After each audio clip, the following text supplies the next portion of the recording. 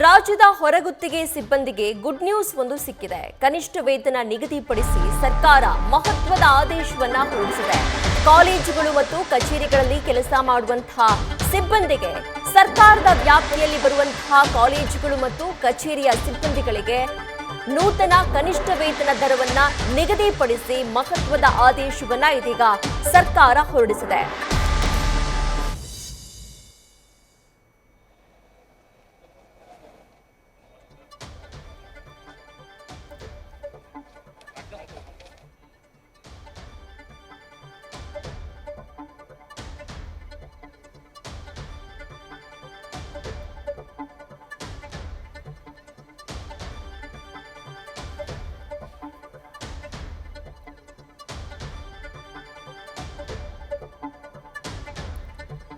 Zone 1, zone 2, zone 3 ಇದಕ್ಕೆ ಸಂಬಂಧಪಟ್ಟಂತೆ ಎಲ್ಲ ಏನು ಸಿಬ್ಬಂದಿಗಳಿದ್ದಾರೆ ಅವರಿಗೆ ವೇತನವನ್ನ ಹೆಚ್ಚಳ ಮಾಡಲಾಗಿದೆ.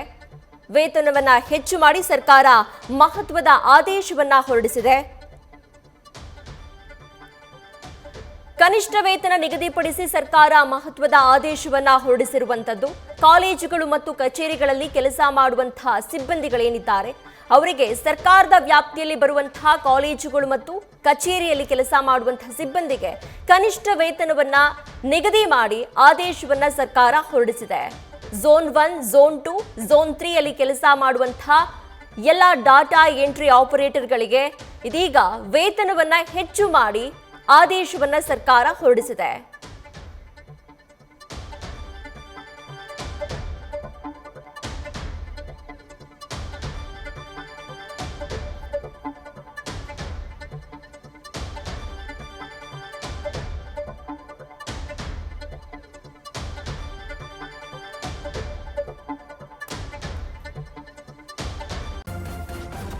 ನ್ಯೂಸ್ ಫಸ್ಟ್ ನಿರ್ಭೀತಿಯಿಂದ ನಿಮ್ಮ ಪರವಾಗಿ.